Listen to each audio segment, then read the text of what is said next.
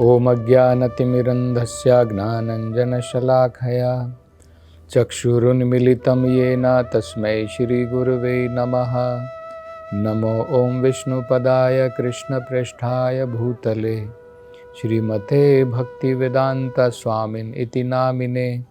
नमस्ते सरस्वती देवे गौरवाणी प्रचारिणे निर्विशेषा शून्यवादी पाश्चात्यदेशतारिणे। जय श्री कृष्ण चैतन्य प्रभु नित्यानंद श्री अद्वैत गदाधर श्रीवासदि गौर भक्तवृंद। हरे कृष्णा कृष्ण कृष्ण हरे हरे, हरे राम राम राम हरे हरे। हरे कृष्णा।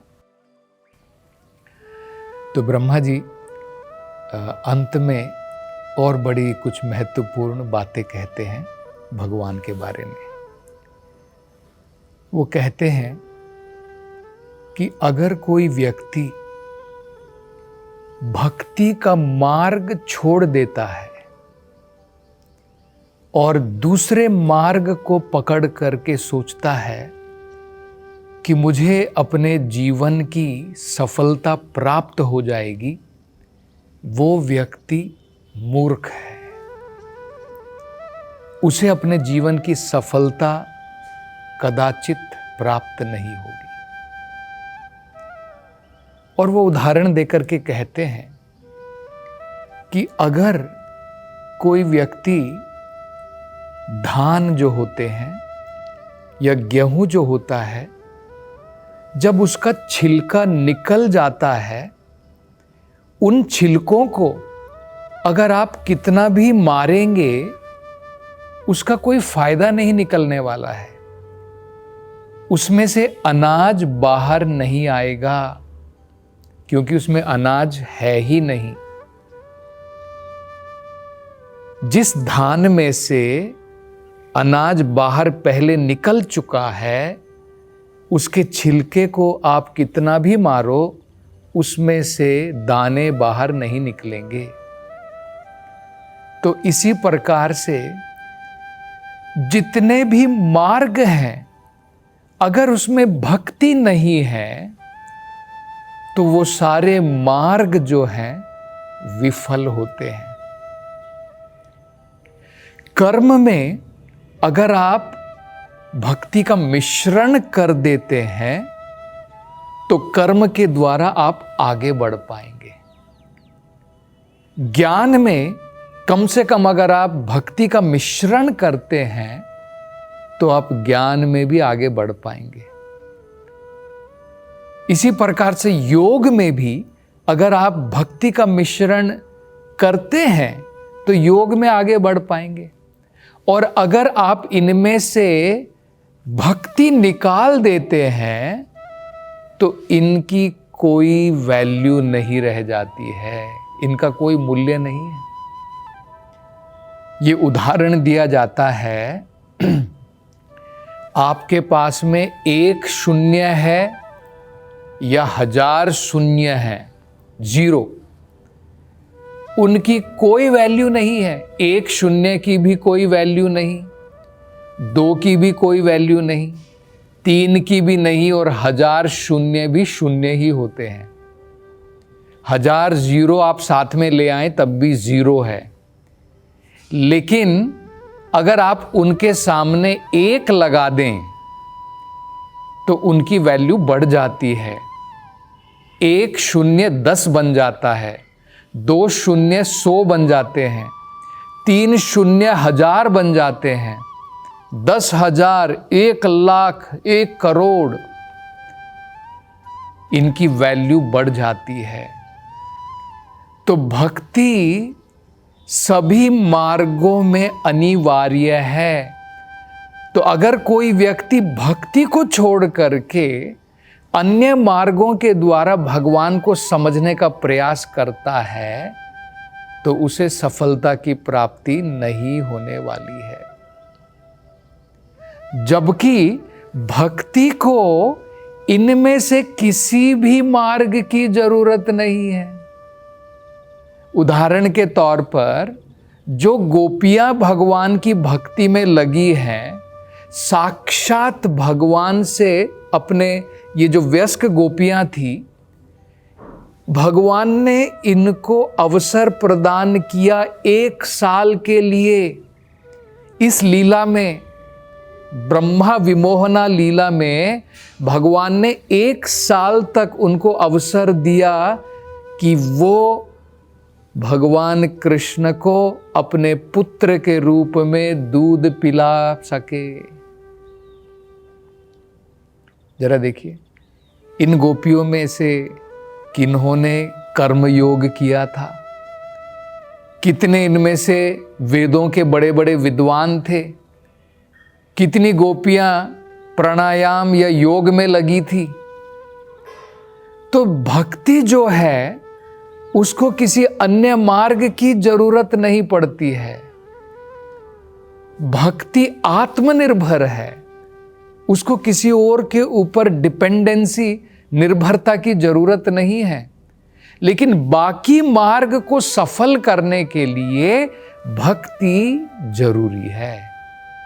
तो अगर कोई व्यक्ति भक्ति को छोड़ करके दूसरा मार्ग अपनाता है तो उसको सफलता प्राप्त होने वाली नहीं है। अगली प्रार्थना में ब्रह्मा जी कहते हैं, हे भगवान, पहले भी बहुत सारे ऐसे उदाहरण हैं जहां पर व्यक्ति जिसने ज्ञान का मार्ग अपनाया, योग का मार्ग अपनाया, कर्म का मार्ग अपनाया, लेकिन फिर भी विफल हो गया। और विफल होने के बाद में जब उसने भगवान की भक्ति प्रारंभ की, श्रवणम कीर्तनम के द्वारा, भक्ति प्रारंभ होती है श्रवणम कीर्तनम विष्णु स्मरणम पाद सेवनम अर्चनम वंदनम दास्यम साख्यम आत्मनिवेदनम। ये भागवत में बताए हैं। ये सारे भक्ति के अलग अलग अंग हैं। भक्ति प्रारंभ होती है जब हम भगवान के विषय में सुनना प्रारंभ करते हैं, और सुनने के बाद में हम कीर्तन करते हैं, महिमाओं का गान करते हैं, बोलते हैं। तो कह रहे हैं कि ऐसे बहुत सारे उदाहरण हैं जिन्होंने दूसरे मार्गों को अपनाया लेकिन सफलता प्राप्त नहीं हुई।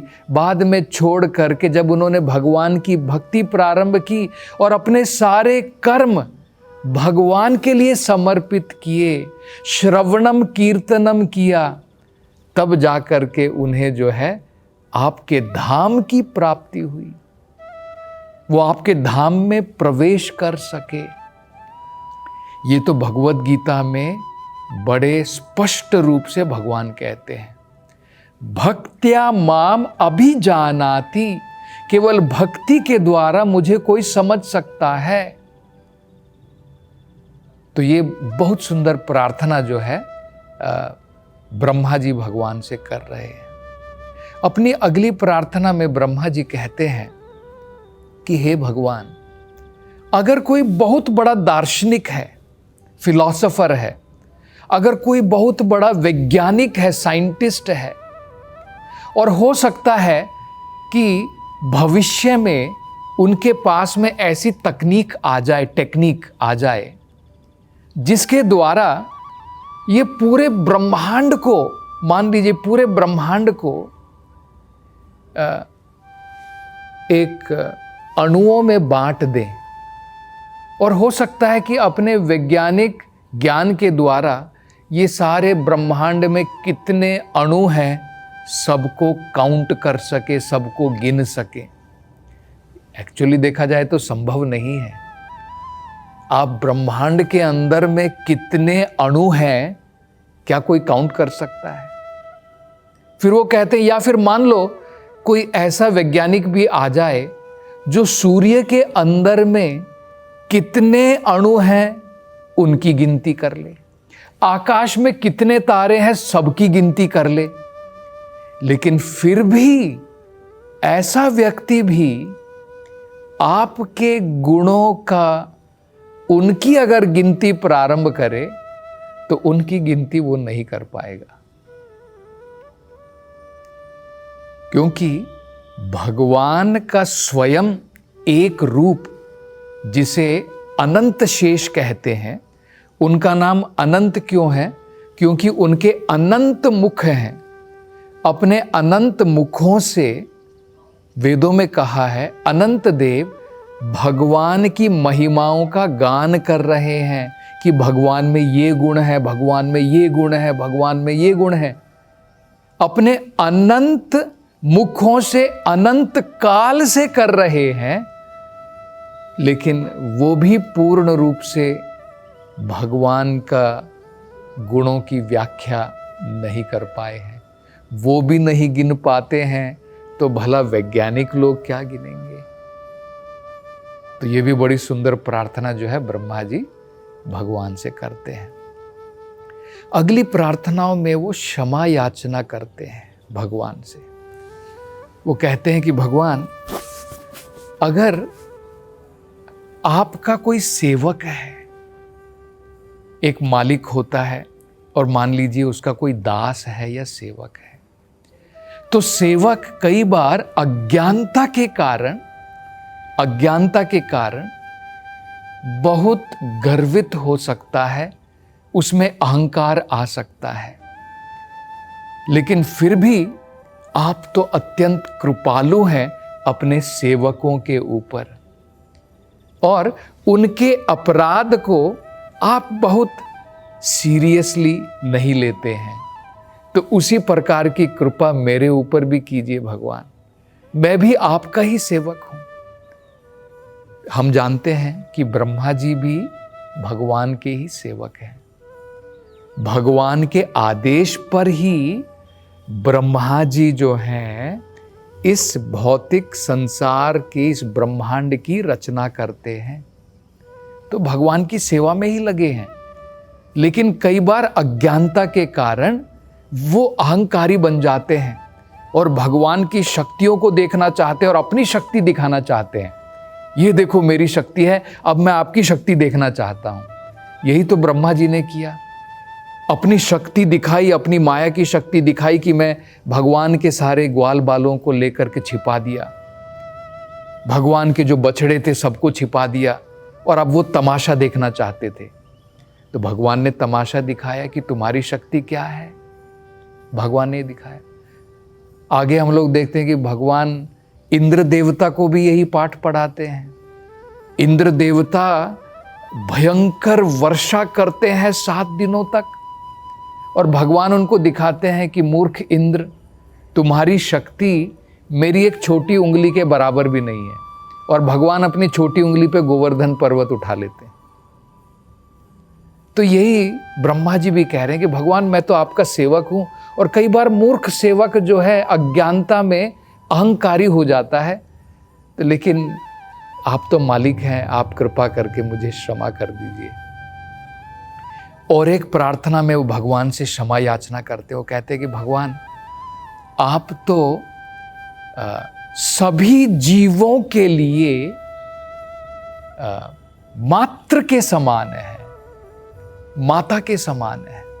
भगवान पिता भी हैं, लेकिन क्योंकि भगवान की शक्ति में ही सब कोई समाया हुआ है, भगवान की ही शक्ति में सब कोई है। जैसे मां के गर्भ में पुत्र होता है, उनकी संतान होती है, तो कहते हैं कि जब मां के गर्भ में संतान होती है, संतान क्या करती है, बच्चा क्या करता है मां के गर्भ में?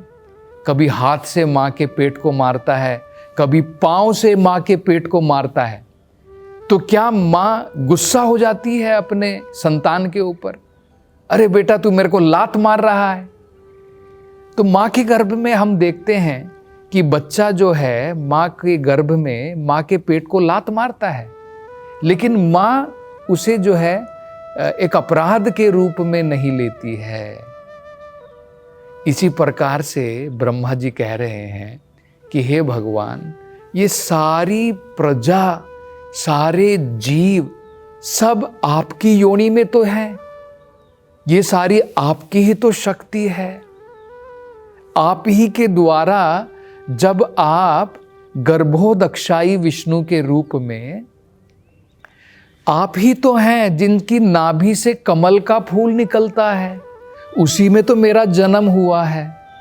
मतलब मेरी माँ कोई और अलग से नहीं है, मैं आपकी ही संतान हूं।